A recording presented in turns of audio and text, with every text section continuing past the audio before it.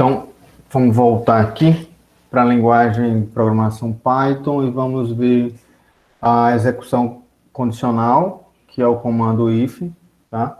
Então, a gente vai utilizar, ele tem a palavra reservada if, espaço, a condição e 2 pontos, tá? Então, o 2 pontos ele vai finalizar a condição e tudo que tiver abaixo indentado, tá? Depois dos 2 pontos vai ser executado. Lembre-se sempre de ser consistente com a sua indentação, porque senão seu código não vai funcionar, certo?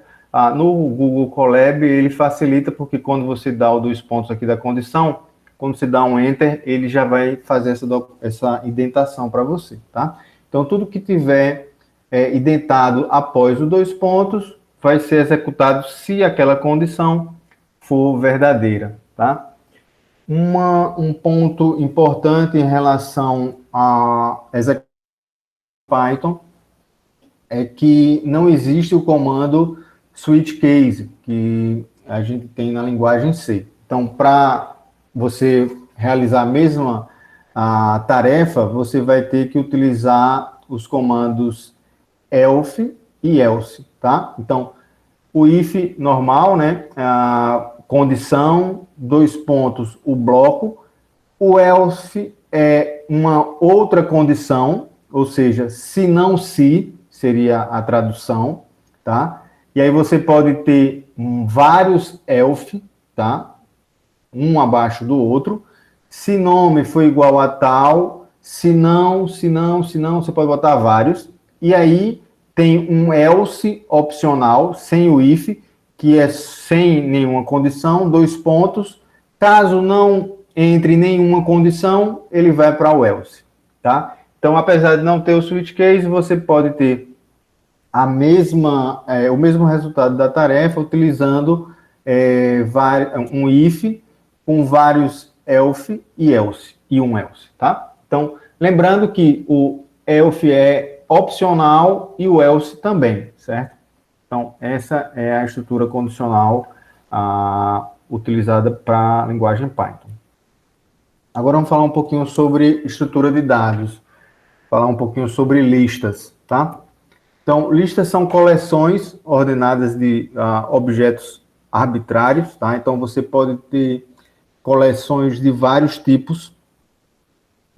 Os objetos são acessados dentro da lista utilizando o índice, certo? Que é a posição da lista. Eu vou falar um pouquinho mais sobre a questão da posição das listas mais na frente, tá? Então, elas têm tamanho variável, então ela vai crescendo de forma automaticamente à medida que os objetos são inseridos. Então, ele é um objeto dinâmico, então vai crescendo. Ela é um objeto, então ela vai ter vários métodos. A gente vai ver alguns métodos que estão disponíveis para as listas, tá? Elas são heterogêneas. Isso significa que você pode colocar qualquer tipo de objeto, incluindo outras listas, tá?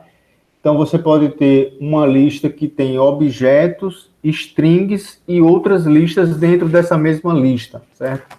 Então, é aquilo que eu falei logo no início, que o Python ele é uma linguagem bastante flexível, tá? Elas são mutáveis, ao contrário das strings, tá? Elas são, você pode ir aumentando o tamanho dela, tá? Então, são fáceis de serem declaradas, né? Aqui é como um exemplo de uma lista, tá? Então, você tem o nome da sua lista, que é a variável, a atribuição com o sinal do igual, e aí o colchetes define a lista, e os elementos dessa lista, ela é separado por vírgula, tá? Então, é assim que nós declaramos, e aqui a gente já está declarando uma lista com conteúdo, tá? Uma lista, no caso, de números, tá? Com 3 elementos. Existe uma função pré-definida dentro do Python chamada len, L-E-N, que recebe como parâmetro uma lista e ele te retorna o tamanho daquela lista, tá? Então, aqui a gente tem um exemplo de 2 listas, uma chamada de números tá? Que a gente está atribuindo aqui 5 elementos, e temos uma string, que também é tratada como uma lista, só que ela é não mutável, tá? A gente não pode adicionar elementos nela como na lista. A gente pode concatenar para gerar uma outra string, tá? Então, sim, desculpa, eu pulei aqui. Então, por exemplo, a gente pode chamar aqui a função len, passar como parâmetro as listas, e ele vai retornar o tamanho daquela lista, ou seja, quantos elementos tem naquela lista. Um ponto que eu tinha de falar mais na frente é em relação ao índice, né? A questão do índice das listas, tá? Então, é importante ter um certo cuidado em relação à questão da quantidade de elemento e o índice da lista. Por exemplo, nós temos aqui uma lista que tem 4 elementos, só que o primeiro elemento da lista, de toda a lista, começa com o índice 0, certo? Logo, o último elemento vai ser o tamanho menos 1. Então, é importante ter essa percepção quando está trabalhando com lista, que o índice começa do 0, certo? Vamos falar um pouquinho sobre manipulações de listas, tá? Então, aqui tem algumas formas de atribuição de listas. A forma mais simples e bastante útil para vocês é a criação de uma lista vazia. Então, você declara a lista, coloca a atribuição com colchetes em branco, então aqui é empty, seria uma lista vazia. Você também pode fazer, o mesmo efeito, você colocar o igual, list, abre e fecha parênteses, é a mesma coisa do criar uma lista vazia. Ou então você pode criar uma lista já com valores pré-definidos, é só adicionar os elementos dentro do colchetes separados por vírgula, tá? Então, aqui está um exemplo. Como é que nós acessamos um elemento particular da lista? Nós vamos acessar ele pelo nome da variável, o nome da sua variável lista, entre colchetes, a posição do elemento que você quer acessar. Então, lembrando que o primeiro elemento começa com 0. Então, aqui a lista número, acessando a posição 0, ele vai retornar o valor 2. Tá? Então, aqui está o elemento. Uma coisa interessante também de Python é que você pode acessar os últimos elementos da lista através do sinal negativo. Então, eu posso colocar assim, ó, número menos 1, acessar o índice menos 1. Esse índice menos 1, ele vai me retornar o último elemento da lista. Esse é um recurso bem legal, porque às vezes você não sabe o tamanho da sua lista e você quer acessar o último elemento dele. Então, para você não ter que chamar a função len, passar a lista, pegar o size, você pode acessar diretamente pegando o menos 1. E ele vai retornar o último elemento. A mesma coisa pode pegar o penúltimo elemento, vai ser o menos 2. E assim sucessivamente. Professor, oi? Se passar do tamanho, volta para o último, de novo? Não entendi. Por exemplo, tem uma lista de 5 elementos. Se você botar menos 6, volta para o primeiro de novo? Eu nunca fiz isso, Pedro. Tem que testar. Tá? Pessoal, são muitos comandos, tá, no Python, e eu não vou saber todos de cabeça, e não tem como. Então, natural que vocês tenham essas dúvidas, principalmente quando vocês estiverem em projetos, mas a sorte da gente é que a gente tem o Google, né, para poder nos ajudar nesses códigos, tá? Então, voltando aqui, outra funcionalidade muito importante nas listas é a operação de slice. Slice seria a tradução para o português fatiar, né? A ideia é que você consegue navegar, pegar partes da lista de forma muito rápida, através do operador do 2 pontos. O slice ele é definido com esse operador aqui, ó, do 2 pontos. O que é que esse operador faz? Por exemplo, você vai acessar subelementos da sua lista através de slice utilizando os 2 pontos.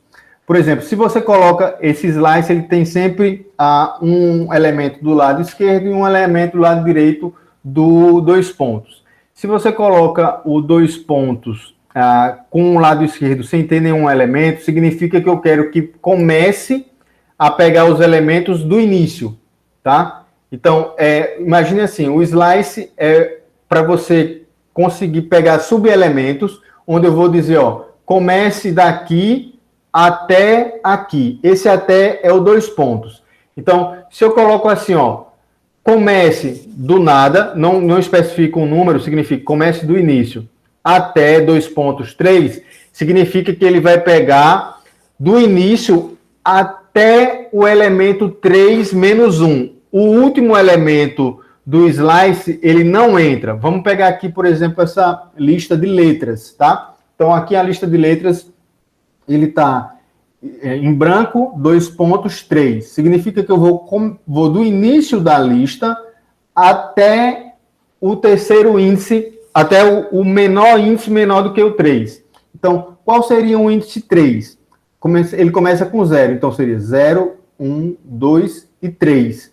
Então, eu vou pegar até o valor menor do que o 3, que seria esse. Então, aqui ele retornou A, B e C. Vamos pegar agora o outro exemplo do slice, que é para a lista de números. Então, aqui a gente está dizendo o seguinte, ó, eu quero os elementos a partir do índice 2 até o menos 1. Lembrando que o até o menos 1 seria o último elemento, só que o último elemento nunca entra na operação do slice, tá? Então, vamos pegar aqui, quem é o elemento na posição 2 para os números 0, 1 e 2? É o 5. Quem é o elemento menos 1? É o 11. Eu vou pegar o anterior ao 11, que é esse aqui. Então, observe que a operação de slice, você vai pegar subelementos da lista, colocando do início até o final, onde esse até é o dois pontos. A única informação importante aqui, que vocês precisam memorizar, é que o elemento do final do até, o último elemento, é a posição, não entra na operação do slice, tá? Então, é como se tivesse assim, é o menor que esse índice, tá? É desse aqui até menor do que esse índice, tá? No primeiro momento vocês podem ter dificuldade com o slice, mas eu acho que é uma das coisas mais interessantes que tem na linguagem Python. Vocês têm alguma dúvida em relação a essa parte do slice?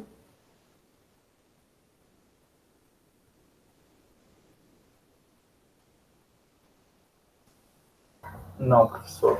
Não. Oi? Não. Sem dúvida. Ok, tranquilo.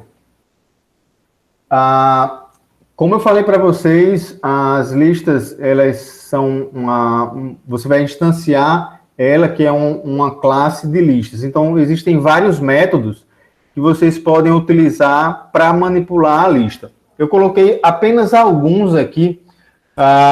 Existem vários métodos, e aí vocês precisam procurar na documentação à medida que vocês forem necessitando de uma determinada função, certo? Na lista que eu vou passar para vocês de exercício, vai ter uma função que vocês vão precisar que não está aqui. As que eu coloquei aqui foram a função sort. Lembrando que quando você está trabalhando com orientação a objeto, o símbolo do ponto significa que você vai acessar um método ou um atributo daquela classe, né? Daquela instância, né? Então, aqui a gente está instanciando uma lista, eu estou atribuindo aqui, então eu estou criando um objeto da classe lista. E aqui eu posso acessar métodos daquela classe, tá? Então, aqui eu estou atribuindo uma lista com valores inteiros e eu posso ordenar. Eu posso simplesmente clicar, digitar l.sort e ele vai retornar a minha lista de inteiros ordenadas. Eu posso adicionar um elemento à minha lista. Aí eu vou chamar a função append, tá? Então, append o parâmetro aqui embaixo, em cinza. Eu estou colocando aqui a lista original. Aqui seria o resultado das operações que eu estou mostrando aqui em tela, tá? Então, o append vai adicionar um elemento ao final da lista. Mas se eu quiser adicionar um elemento em uma posição específica, eu posso utilizar o método insert. Então, eu vou dizer qual é a posição que eu quero inserir e qual é o valor.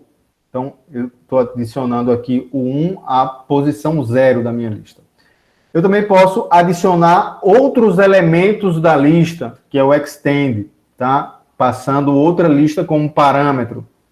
E eu também posso remover elementos da lista pelo índice, utilizando o pop, ou posso remover elementos da lista utilizando outra função que vocês vão procurar para usar no nosso exercício de agora, tá? Para terminar, eu vou falar sobre os laços de repetição, vou falar sobre o for, tá? O for, ele vai usar uma abordagem um pouquinho diferente dessa que vocês aprenderam em C.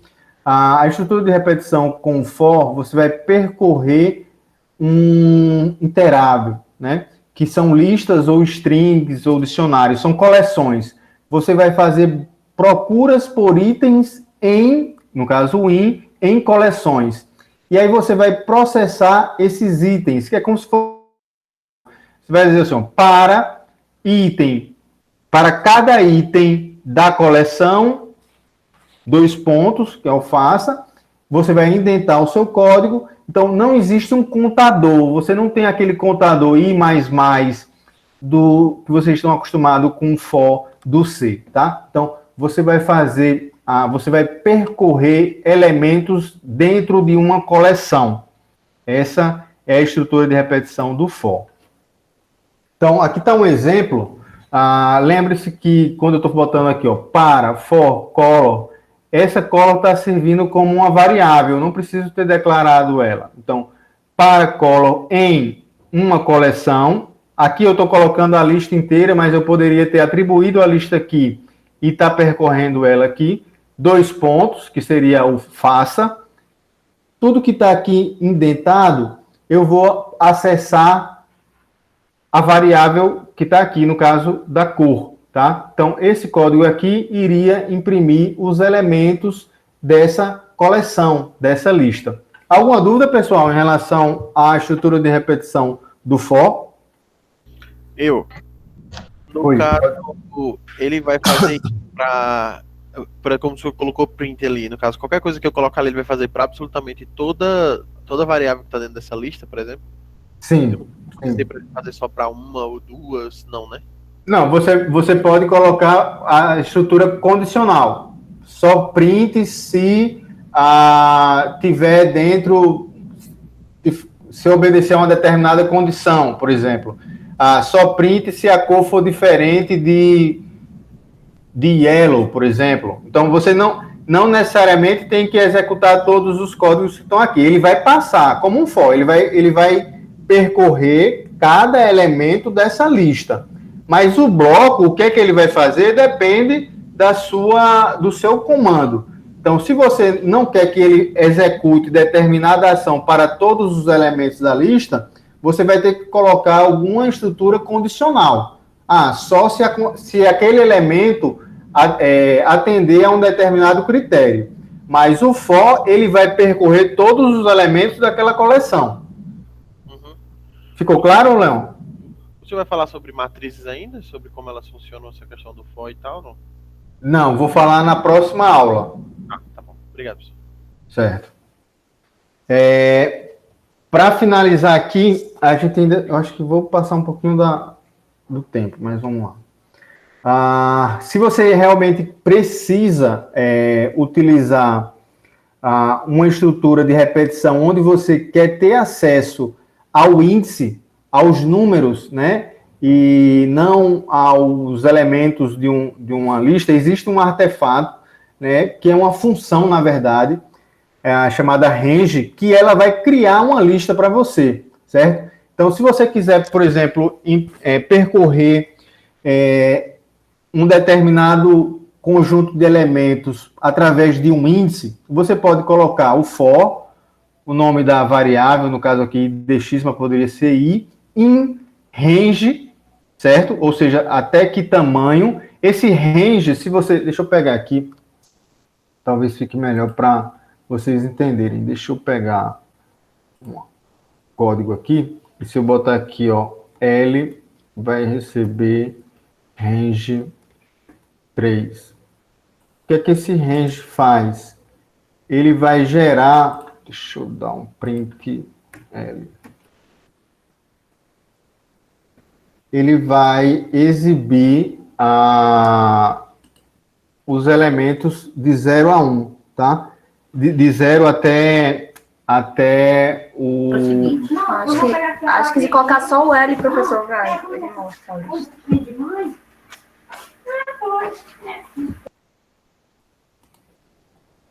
Não pegou. Mas na minha máquina ele pega. Deixa eu ver se... O Edilson falou, tipo, você usar o list e o range dentro. Tá, o list aqui, né? Tá. Isso.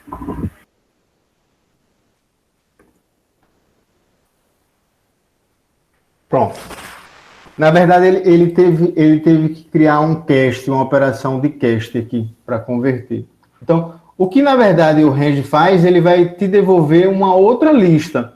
Então, aquilo que eu tinha falado permanece. O for, você só interage só a navegação de elementos dentro de uma lista.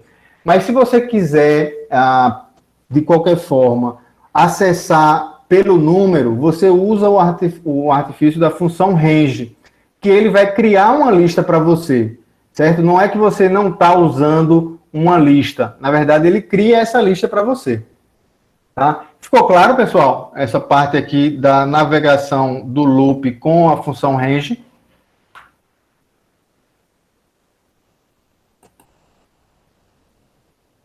Sim, professor, ficou claro. Ok. Aqui no chat, o Ian está perguntando se usar os parênteses, os colchetes, se usa. Se entra. Não entendi. Tem o chat aí. Se eu visualizo o que o Ian colocou entre colchetes, colchetes, range, 3. Se vai funcionar. Pergunta do Ian Gabriel. Eu acho que, na verdade, você vai criar uma lista que tem range 3 dentro, um elemento. Seria uma lista na lista. Aqui, na verdade, é porque ele está retornando, quando eu tirei aqui, ele retornou um objeto do tipo range, tá? Ó, range é um tipo de objeto. Ele disse, ó, um range vai de 0 a 3. Quando eu faço isso aqui, eu estou fazendo uma operação de cast. A operação de cast é convertendo. Eu estou convertendo esse objeto num elemento do tipo lista. E aí ele me dá os valores. Ele faz a conversão, tá? Vocês já viram a questão de cast, né? Cast é quando você vai converter um tipo de um dado para o outro. Sim, então, sim, a gente viu isso. O cast, ele força uma conversão, né, professor? O Edilson está colocando aqui que no Python 2 já retornava como lista. Eu tenho essa impressão, eu já tinha feito esse exemplo há muito tempo atrás e eu não precisava fazer explicitamente esse cast. Eu estou usando a versão 3 do Python. Então, por isso que talvez esteja fazer essa operação de cast. Mas acho que ficou claro para todo mundo, né? Que, na verdade, a navegação ela é feita a partir dos índices que está numa lista, né? Não é que você pode fazer o for como no C, incrementando. Na verdade, você continua tendo que navegar dentro de uma coleção. Só que a função range cria essa coleção para vocês. E aí... Oi? O senhor comentou como é que faz a parte do range, só que decrementando? Não, tem várias opções de range, tá? Existem não só de decremento, como, por exemplo, para você pular aqui, ó, tá vendo? Começar de 3 e ir até o 5. Aí só que tem como começar, por exemplo, você pode colocar um range diferente, para ele começar do 1 e toda vez que eu faço isso vai dar algum erro, mas vamos lá. Então vai do 1 até o 8, pulando de 2 em 2. Tá vendo? Ó? 1, 3, então ele já vai pulando. Eu quero que ele pule, eu quero do 1 ao 9, pulando de 3 em 3. Tá? Ele nunca vai até o final. Tá? É sempre menor que o último elemento. Então, tem várias opções. No caso, você vai dizer qual é a forma, se é positivo, se é negativo, tá? Sobre opções de range. Agora eu preciso voltar para terminar o último slide, são 12h05, e eu preciso terminar a aula para poder deixar o exercício para vocês fazerem em casa, tá? Então, para finalizar aqui, a gente vai falar sobre o laço condicional. Eu posso voltar na próxima aula só para poder mostrar mais exemplos da função range para vocês, tá? Não tem problema. Só para poder não ultrapassar mais do que 10 minutos na aula, tá? Para finalizar a aula aqui com o que eu tinha planejado, que é da estrutura condicional do while, tá? Então, o while é um outro tipo de estrutura de repetição, certo? De condição, que você vai, que tem a sintaxe utilizando a palavra reservada while, espaço, a condição que você quer executar, então ele vai executar isso até que essa condição seja verdadeira, tá? Então, while, condição, 2 pontos, então tudo que tiver pontos indentado aqui vai ser executado dentro do bloco. Essa é uma opção que você tem para iterar sem a necessidade de ter uma lista, por exemplo, né? Então, aqui está um exemplo de um while, e aqui tem 2 comandos para finalizar, de verdade, agora a gente vai finalizar. Tem 2 palavras reservadas muito importantes que vocês podem utilizar para estruturas de repetição, que é o break e o continue, tá? O break, você vai encerrar o loop, então você pode interromper a execução, certo? Abruptamente, e o continue, na verdade, você vai pular para o próximo elemento, então tudo que tiver abaixo do continue não será executado, ele vai pular para a próxima iteração do laço, tá? Então, acho que esses 2 comandos, se eu não me engano, tem também em C, esse conceito do break e do continue, tá? Então, era isso que eu tinha planejado para a aula de hoje. Vocês vão fazer agora agora não, vai ficar para dever de casa aí para vocês, eu corrijo na próxima aula. Vocês vão abrir o exercício 02, que está lá no meu GitHub, tá? Deixa eu tentar abrir aqui para vocês. Aqui está a mesma metodologia que nós usamos para o primeiro exercício, um pouquinho mais elaborado, porque você vai precisar usar a estrutura condicional, estrutura de repetição, para poder resolver os exercícios. Pessoal, era isso que eu tinha planejado. Deixa eu interromper a gravação.